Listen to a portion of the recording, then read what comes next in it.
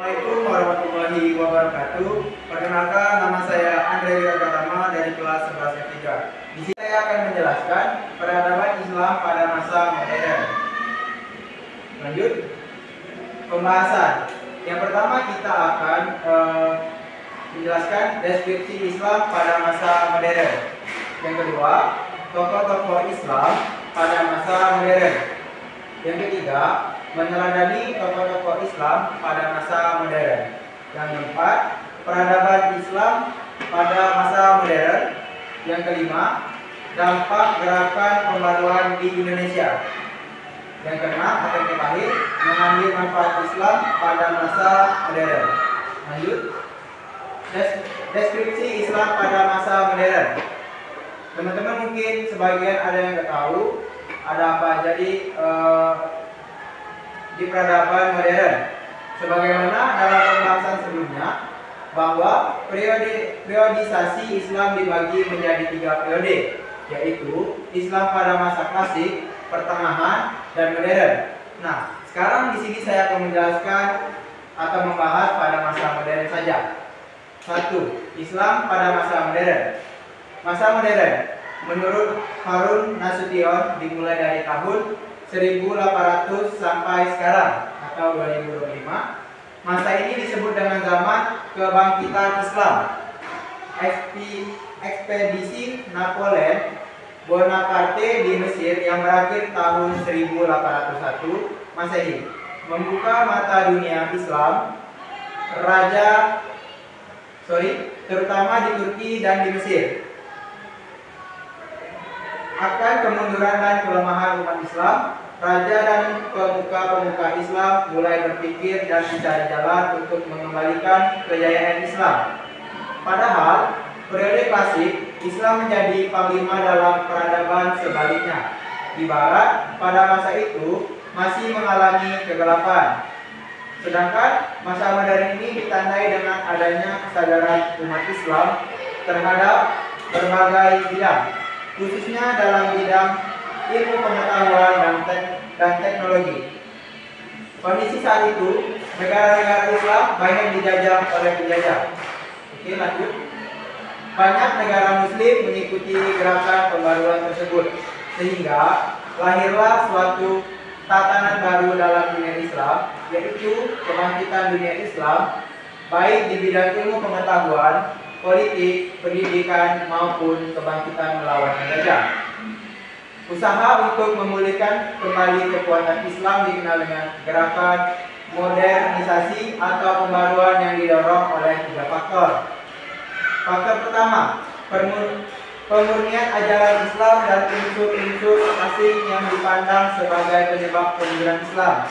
Yang kedua, menimba gagasan pembaruan dan ilmu pengetahuan dari Barat. Hari ini dengan pengiriman para pelajar Muslim oleh penguasa Turki, Mesir dan India ke negara-negara Eropa untuk menimba ilmu pengetahuan, dilanjutkan dengan gerakan penerjemahan karya-karya Barat ke dalam bahasa Islam.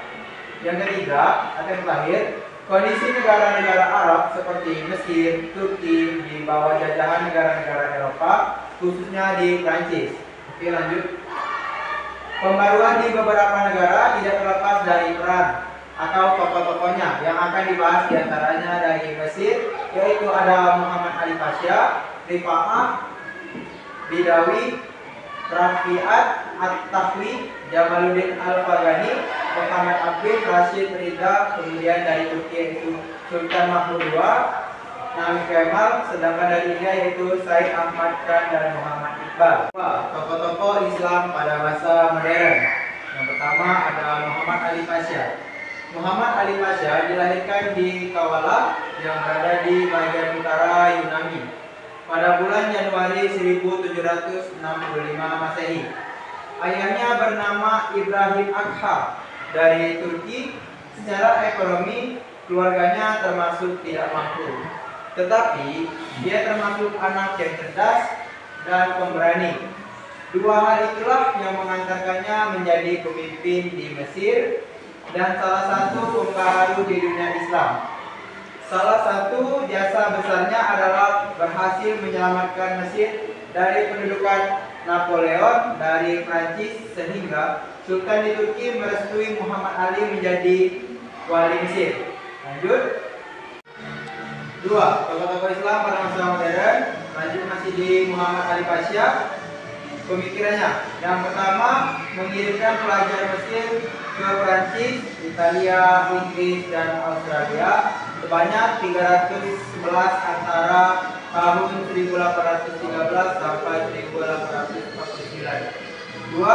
Dalam bidang militer, Ali Pasha melakukan beberapa langkah, yaitu mendatangkan seorang perwira tinggi Prancis bernama Sek untuk melatih tentara militer Mesir. Selain itu, mengirimkan pelajar Mesir untuk belajar kemiliteran di Prancis. Setelah selesai, mereka diminta kembali ke Mesir untuk mengajar di militer Mesir. Dalam bidang ekonomi, Ali Pasha melakukan beberapa langkah, yaitu dengan cara memperbaiki irigasi lama, membuat irigasi baru, menanam kapas, mendatangkan ahli dari Eropa, membuka sekolah pertanian. Yang keempat, dalam bidang pendidikan, Ali Pasha mendirikan sekolah modern, yaitu sekolah militer, sekolah teknik, sekolah kedokteran, sekolah apoteker, sekolah pertambangan, sekolah pertanian, sekolah penerjemahan, sekolah dasar, sekolah menengah, politeknik, sekolah akunting, sekolah sipil, sekolah irigasi, sekolah industri, dan lain-lain. Ali Pasha mengkategorikan sebagai berikut. Ilmu pengetahuan bahasa terdiri dari bahasa Italia, Prancis, Turki, dan Persia. Ilmu pengetahuan sosial terdiri dari sejarah, geografi, ekonomi, antropologi, administrasi negara, pendidikan negara, pendidikan kemasyarakatan, filsafat, militer, dan hukum. Ada juga ilmu pengetahuan alam terdiri dari fisika, farmasi, ilmu alam, ilmu kedokteran, ilmu teknik, arsitek, dan kimia. Berikutnya, matematika dengan pelajaran utama, aritmatika, dan matematika. Pengetahuan keterampilan yang terdiri dari keterampilan umum dan pendidikan kesejahteraan keluarga. Ide Ali Pasha ini berpengaruh pada perkembangan Mesir pada masa selanjutnya. Dengan ide tersebut berhasil menjaga stabilitas ekonomi Mesir sehingga berkembang dengan pesat, di antaranya Kairo dan Alexandria. Selain itu, dari kebijakan yang dikeluarkannya menjadi landasan munculnya tokoh pembaruan Islam pada masa berikutnya. Lanjut. Yang kedua ada Rifa'ah Baidawi Rafi'at At-Tahtawi. At-Tahtawi begitu dia sering dipanggil, nama lengkapnya adalah Rifa'ah Baidawi Rafi'at At-Tahtawi. At-Tahtawi lahir dari keluarga bangsawan dan dibesarkan dalam tradisi keagamaan yang kuat. Saat umur 16 tahun, At-Tahtawi telah menyelesaikan belajarnya di Universitas Al-Azhar Kairo. Setelah itu, ia melanjutkan pendidikan masternya di Egyptian Army Mesir. At-Tahtawi menerjemahkan 12 buku risalah.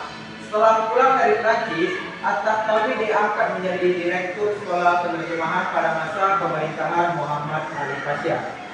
Sekolah penerjemahan memiliki fungsi sebagaimana Baitul Hikmah pada masa kejayaan dinasti Abbasiyah, yaitu sebagai pusat penerjemahan buku-buku Eropa ke dalam bahasa Mesir.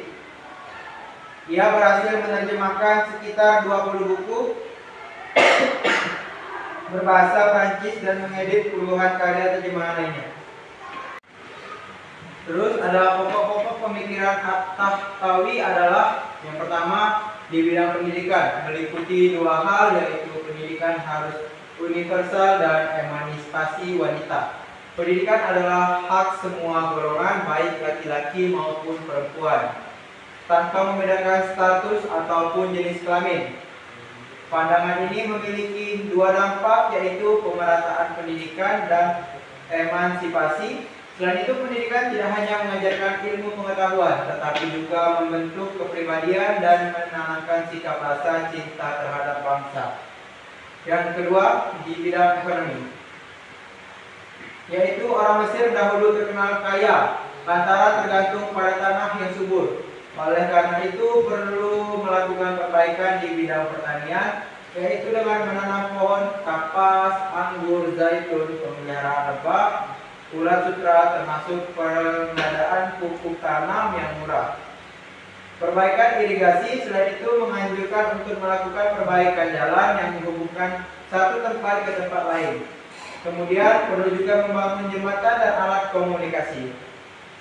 Yang ketiga, di bidang kesejahteraan, At-Tahtawi berpandangan bahwa kesejahteraan masyarakat atau negara dapat tercapai dengan dua jalan, yaitu berpegangan teguh pada ajaran agama Islam dan berbudi pekerti yang baik sehingga mampu melahirkan generasi yang memajukan perekonomian.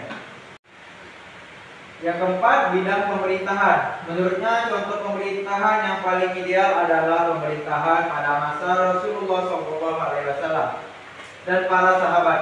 Pemerintahan harus dijalankan dengan adil. Berdasarkan undang-undang, ia berpandangan bahwa untuk kelancaran pelaksanaan undang-undang tersebut, setidaknya harus ada 3 badan yang terpisah, yaitu legislatif, eksekutif, dan yudikatif. Selanjutnya, tentang cinta tanah air atau patriotisme, At-Tahtawi berpandangan bahwa tanah air adalah tanah tumpah darah seseorang, bukan seluruh dunia Islam. Dengan patriotisme ini, At-Tahtawi berpendapat bahwa selain adanya persaudaraan seagama, juga ada persaudaraan setanah air.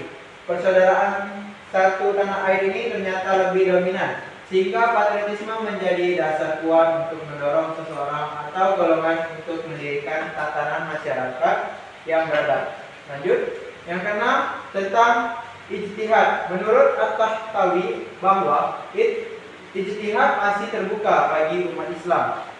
Ijtihad harus dilakukan oleh para ulama yang memenuhi syarat. Konsep ijtihadnya ditulis dalam kitabnya Al-Qaul As-Sadid Al-Ijtihad wa Taqlid. Yang ketujuh, sains modern. Menurutnya, antara sains dan pemikiran rasional tidak bertentangan dengan syariat Islam. Sains modern memiliki 2 peran penting bagi kemajuan peradaban Islam, yaitu sains modern berperan penting dalam meningkatkan kualitas umat Islam dalam melakukan ijtihad, dan kedua, sains modern amat menunjang kesejahteraan kehidupan kaum muslimin di dunia, sebagaimana telah dikembangkan di Eropa. Lanjut, karya-karya At-Tahtawi yang pernah ditulis. Yang pertama, Manahijul Albab Al-Misriyah fi Manahijil Adab Al-Asriyah, jalan bagi orang Mesir untuk mengetahui literatur modern. Yang kedua, ada Al-Mursyidul Amin lil Banati wal Banin, petunjuk pendidikan bagi laki-laki dan perempuan. Yang ketiga, Al-Qaul As-Sadid fi Al-Ijtihad wa Taqlid, perkataan yang benar tentang ijtihad dan taklid. Yang keempat, Al-Mazhab Al-Arba fi Al-Fiqh, mazhab 4 dalam fikih, dan masih banyak karya yang lain. Lanjut. Yang ketiga, Jamaluddin Al-Fahmi. Nama lengkapnya adalah Jamaluddin Al-Afghani. Ia lahir pada tahun 1839 Masehi di Afghanistan dan meninggal dunia di Istanbul pada tahun 1897 Masehi. Jamaluddin ialah pemimpin pembaharuan Islam yang tempat tinggal dan aktivitasnya berpindah-pindah dari satu negara ke negara yang lain. Pengaruh pemikiran dan pembaharuannya yang paling besar dan nyata ialah di Mesir. Oleh karena itu, meskipun masa kecilnya dihabiskan di Afghanistan, perjuangannya lebih banyak di Mesir, Hijaz, Yaman, Rusia, Turki, Inggris, India, dan Perancis. Jamaluddin merupakan seseorang yang cerdas pada usia yang masih muda, yakni 18 tahun. Ia sudah menguasai berbagai disiplin keilmuan seperti ilmu agama, filsafat, hukum, sejarah, metafisika, kedokteran, sains, astronomi, dan astrologi.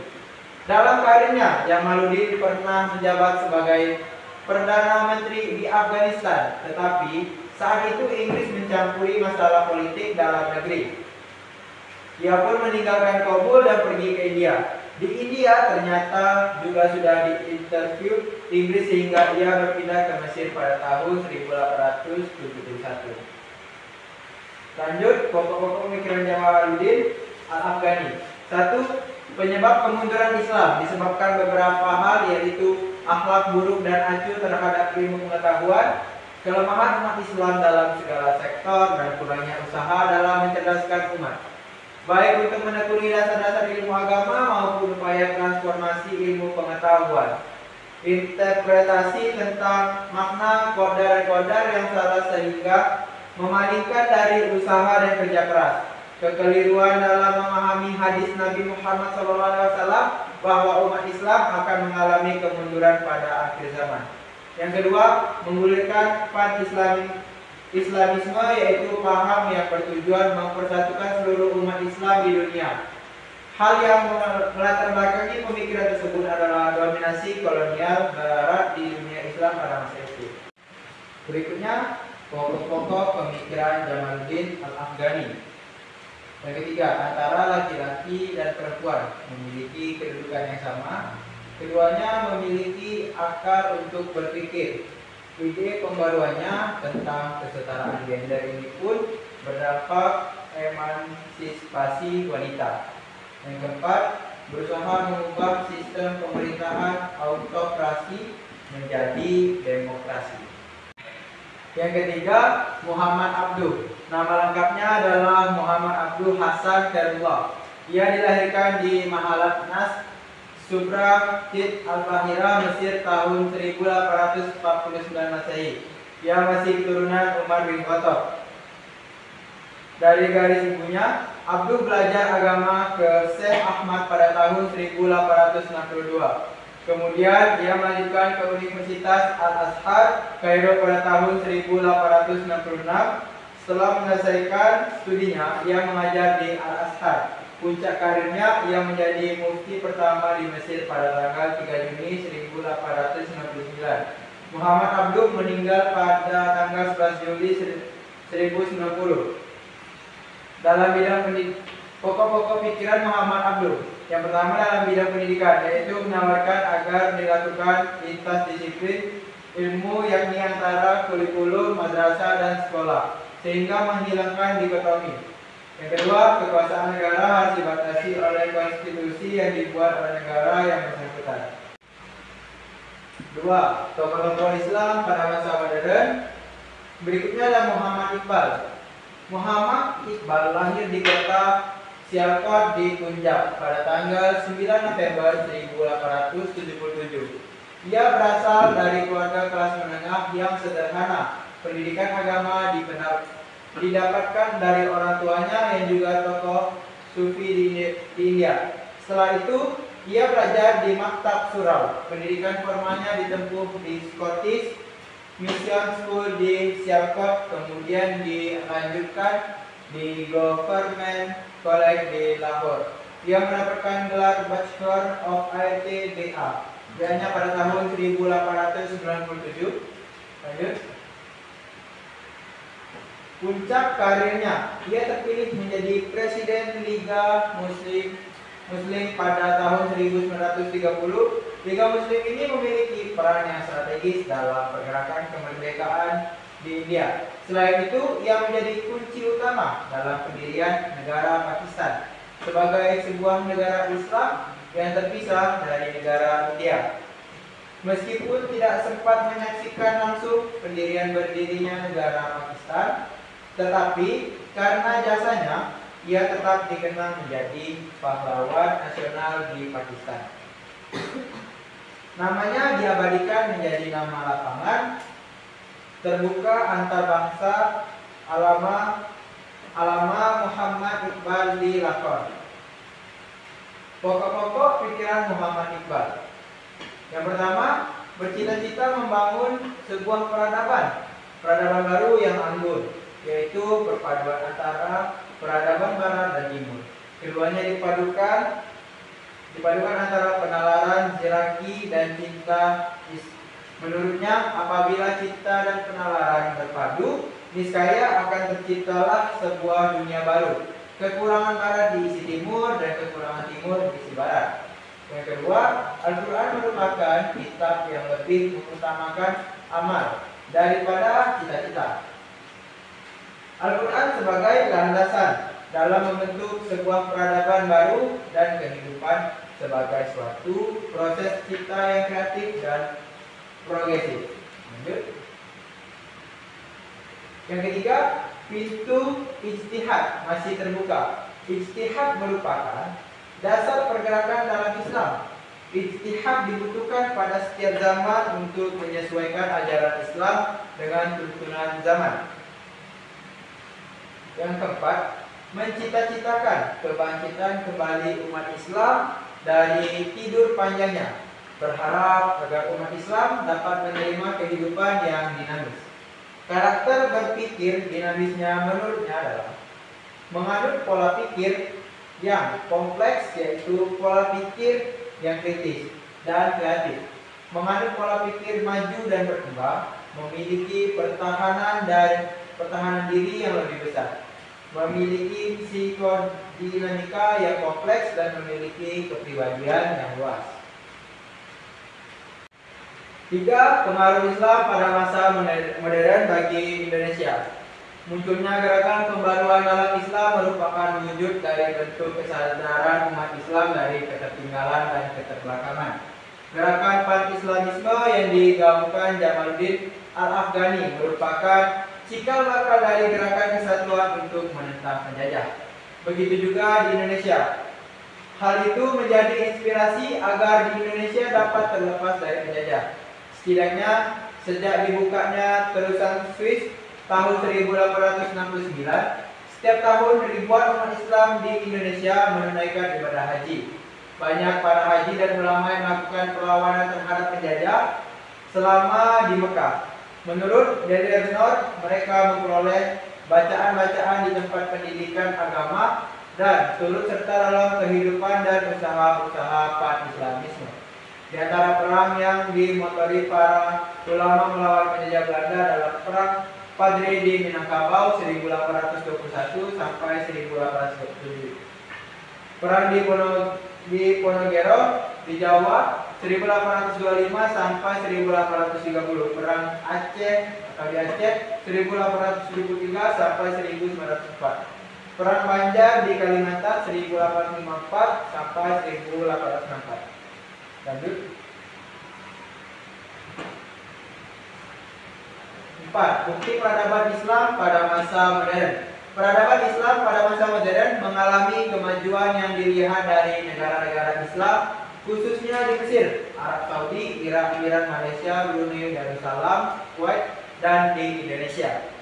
Kemajuan tersebut dapat dilihat dalam beberapa bidang, yaitu arsitektur, sastra, dan kaligrafi yang akan saya jelaskan. Yang pertama, arsitektur. Seni arsitektur yang bercorak Islam diantaranya masjid, makam, madrasah, istana, benteng, pasar, dan masih banyak yang lain. Setelah ditemukannya ladang minyak pada tahun 1933, Saudi Arabia menjadi negara yang kaya raya. Dengan kekayaannya yang melimpah, Saudi Arabia banyak membangun jalan raya antar kota, jalan kereta api antar kota, Riyadh dengan kota pelabuhan, Ad-Damam di pantai Teluk Persia. Selain itu, membangun maskapai penerbangan internasional di Jeddah, Zahran, dan Riyadh. Di bidang perhotelan telah dibangun hotel-hotel mewah bertarif internasional. Antara hal lain terdapat sekitar Masjidil Haram di Mekah dan Masjid Nabawi di Madinah. Masjidil Haram artinya masjid yang dihormati atau dimuliakan. Masjid ini berbentuk 4 persegi, terletak di tengah-tengah kota Mekah, serta merupakan masjid tertua di dunia. Di tengah-tengah masjid itu terdapat Ka'bah yang juga disebut Baitul atau rumah Allah, dan Baitul Atiq, rumah kemerdekaan, yang telah diterapkan oleh Allah Subhanahu wa taala sebagai kiblat umat Islam di seluruh dunia dalam menunaikan sholat. Selain itu, terdapat pula Hajar Aswad, batu hitam yang terletak di dinding Ka'bah, makam Ibrahim, Hijr Ismail, dan sumur Zamzam yang terletaknya tidak jauh dari Ka'bah. Pada masa pembaruan di Irak, Selain terdapat arsitektur yang berfungsi melayani keagamaan seperti masjid, madrasah, dan makam, juga terdapat arsitektur yang berfungsi melayani kepentingan seluler, misalnya bangunan-bangunan industri, jalan kereta api yang menghubungkan Basra dan Baghdad, jalan-jalan yang beraspal antar kota, dua bandara internasional di Basra dan Baghdad, serta dua pelabuhan internasional di Basra dan Al-Qasar. Lanjut. Yang kedua ada sastra. Pada pembaruan telah bermunculan pada sastrawan yang karya-karya sastranya bersifat Islami di berbagai negara. Misalnya, yang pertama Muhammad Iqbal, lahir di Pakistan 1877, yang mengungkapkan filsafatnya dalam bentuk puisi dengan menggunakan bahasa Urdu dan Persi. Karya puisinya yang terkenal adalah Asrari Udi. Ia juga telah menuliskan beberapa prosanya dalam bahasa Inggris dan Arab. Yang kedua, Mustafa Lutfi Al-Manfaluti, seorang sastrawan dan ulama Al-Azhar Mesir, termasuk pengarang cerita pendek bergaya semi klasik dan semi modern. Yang ketiga, Muhammad Hussein Haikal, penulis dari Mesir yang terkenal, yang telah menulis Hayatu Muhammad, sejarah kehidupan Nabi Muhammad SAW. Ia seorang sastrawan dan dianggap perintis karya sastra modern. Yang keempat, Jamil Siddi Az-Zahwi, di Irak terkenal sebagai perintis sejak modern dan seorang penyair tua yang bernada keras dan dikenal sebagai pembela hak-hak wanita bersama-sama dengan Ma'ruf Ar-Rasafi. Lanjut. Kaligrafi atau yang ketiga. Kata kaligrafi berasal dari bahasa Yunani kaligrafi atau kaligrafos. Kalos berarti indah dan grafo berarti tulisan.